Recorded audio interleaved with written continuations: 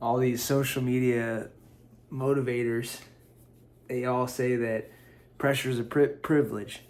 You guys know, you guys see that around? You guys see that on social media? People are like, pressure is a privilege. They heard one motivational speaker say that and everybody started saying it. I mean, don't get me wrong, it's a great belief to have. And it is true. Pressure causes a high performer to catapult into success, man. But too much pressure will crush you. Not enough pressure will cause you to get complacent. So it's like you got to find the right sweet spot when it comes to pressure, you know?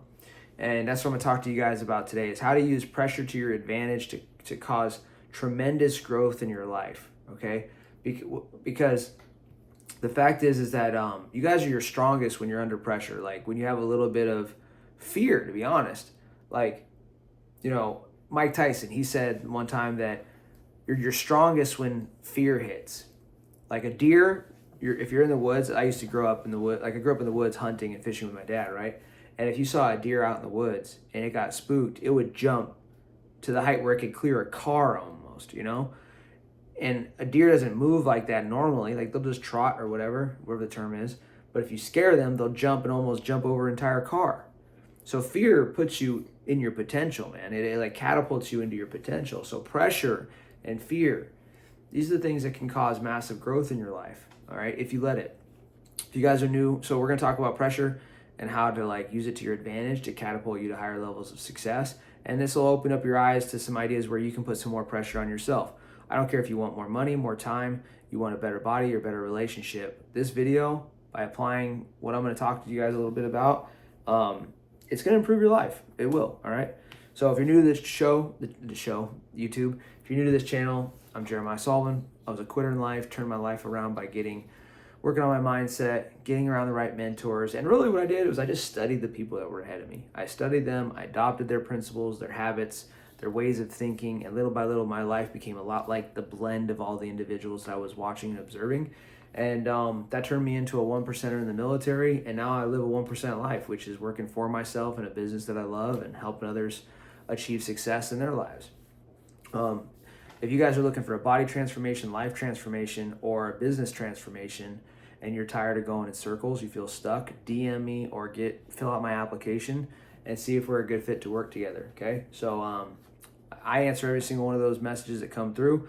Don't go through the freaking funnel if you're not serious. Please don't do that. Like if you know you're not going to invest in yourself, do not go through the funnel.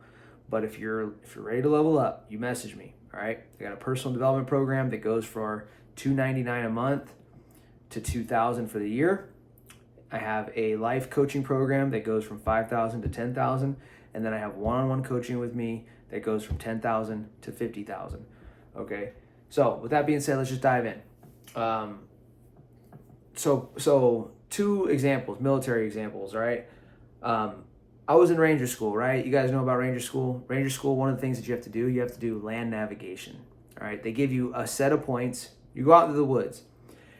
This is a highly stressful situation because you're evaluated. And when you go to Ranger School, especially as an infantry officer, if you don't pass Ranger School, your whole career ends up getting jacked up. People look down on you. It's just the facts of the matter. They look at you like you have some sort of disease. If you're an infantry officer and you go to Ranger School and you don't make it, you go back to your unit and everybody's like, oh man, what the hell? Stay away from that guy.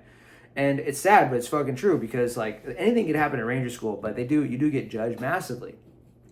The point is, you're there at Ranger School and you get those points. They gave me my 5 points. I'm out in the woods, and our course was set up so that we were gonna start before the sun came up. We were gonna do. Was that right? Make sure I got this right. I don't want to mess this up. Yeah. It was before the sun came up. So the bottom line is that they said go. They gave me the 5 points. It was like, I don't know, 4:00 in the morning or something like that, maybe a little bit earlier. And I had to go find these 5 points out in the woods. Well, we start off going, I remember there's like 2 or 3 hours of darkness before it got light out. But you didn't want to wait for the sun to come up to go get all of your points, because if you did that, you'd be too far behind in the land nav course. You wouldn't get all 5 points before the time was up. All right. So think about 5 points out in the middle of the woods. You got to find them in a period of like, I don't know what it was, like 6 hours or something like that. And don't quote me on that. It could be a little off, but it's somewhere in there. So you start off on the route, you get out there, you're freaking out because it's like your whole career's on the line. You business owners, this is like, you're trying to scale your company and you're like, you put all your money on your ads because your ads started working. You're like, you're going to risk it. You're going to put all your money on your ads. And you're like, okay, hope to God this fucking works. So your Ranger school is the same type of situation. And so I'm going out there. I get my first point, and my compass starts acting weird. And I'm like, what the hell? It's like sticking. But I'm still working. And then it's acting really funny. And I get to my second point. I find it at night. And then the compass is broke.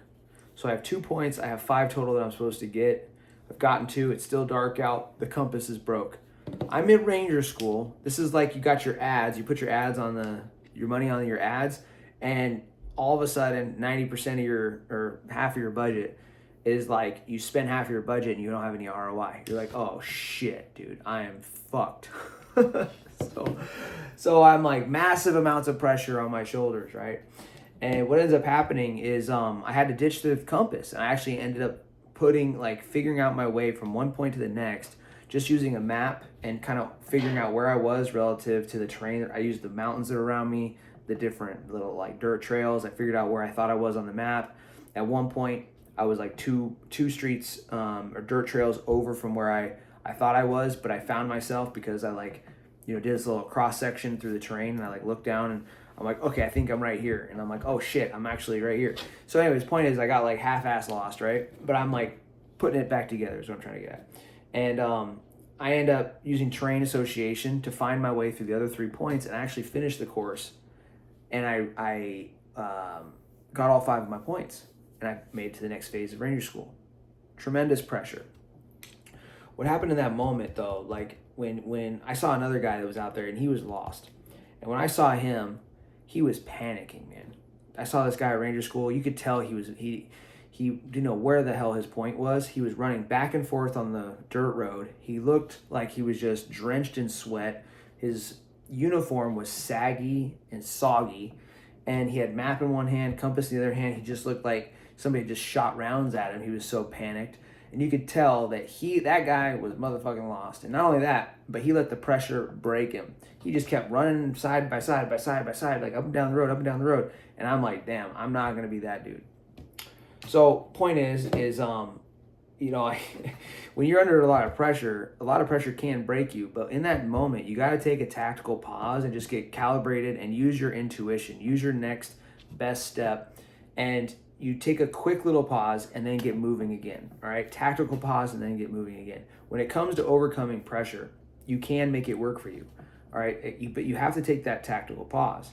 If you never stop moving ever, you just like keep running around in a panic and a reaction, you'll never find the point. So one of the keys to like staying under control when pressure hits is you take that tactical pause, but you have to keep moving. Okay, you do need to keep moving. I was in RSLIC, the Rangers, it's basically the Recon school. So Reconnaissance and Surveillance Leaders course. One of the ops that they have you do there, they put you out in the middle of the woods, and you're like on the last week of the training or whatever. And they take you in a truck. You don't know where you're going, but you load up in your team. You go out into the woods, and you're gonna do this exercise where you're gonna pretend like you got lost out in the woods, and you got compromised on the way to your objective, and you have to disperse and find your way back to home base, like back to RTB. So they put you in this truck, kind of like blindfolding you, right? And they take you out into the woods. They stop. They open up the back of the Humvee. They tell you to get out. They have a map there, and they're like, hey, take 30 seconds to draw this map on a piece of paper so that you have a piece of map that you can use to get to the egress and the E&E site. I can't remember what it stands for, egress site. But it's the place that you're gonna take off from, and you're gonna it's kind of like it's like your safe zone, or like rally point. It's like your rally point or your extraction area. So you're basically going to get dropped off, simulated out. You're gonna get dropped off in the woods. It's gonna simulate that you're lost, you got compromised, and you need to find your way out of the woods by going to your extraction point. They pull open a map. They say, hey, you're right here. Take 30 seconds to make a copy of this map so you can figure out how to get out of here. Things are moving so fast, like you don't have time to make a good sketch. You don't even have time to really figure out where the hell where you're at on the map that he's pointing to. You're just like so confused and so stressed out from everything that you end up walking away with a sheet of paper and a couple like scribbly lines on it that represent some river that you saw on the map. And you see the map becomes pretty much useless. And the point is like this like starts the whole exercise, and you go out into the woods for like, it's like almost a full day or two. And there was a lot of times you start off in the day and you go into the night, and then you leave in the morning, and you leave by helicopter. The helicopter comes in, you hook up to the helicopter, and then they fly you out. So this is recon school. This is pretty dope, man, because they're teaching you how to evade the enemy out in the woods. But you go out, you do that, the drop off with the Humvee, you take off, and then you split up, you star cluster. So you're with a small team, but as soon as like 30 minutes goes by, an hour goes by, everybody's by themselves. And there's a lot of pressure. Now, there's plenty of times during this school, this exercise where you're going to be like freaking out and figure out if you should like just take a pause and take a nap, or whether you should keep moving. And I'll tell you, there's a lot of guys out there that would, you know, everybody's going to make their own decisions, but there's people out there that made the wrong decision. There's people that at these courses that just straight up quit. Like in Ranger School, there's people that just walk off and say, I'm done. The pressure at these schools literally breaks motherfuckers, man. And I'll tell you, I made it through the reconnaissance school. I also made it through Ranger School.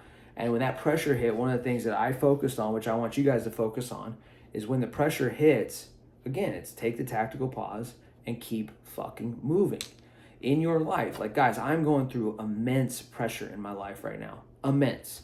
I mean, it's some of the greatest pressure I've had in my life in a long time. And I mean, there's a lot of things going on, a lot of variables. Basically, I had this fucking killer situation set up. I had all types of people helping me out with a bunch of different things. And all of a sudden, it's just me doing a lot of things, okay? So I got a lot of pressure on myself.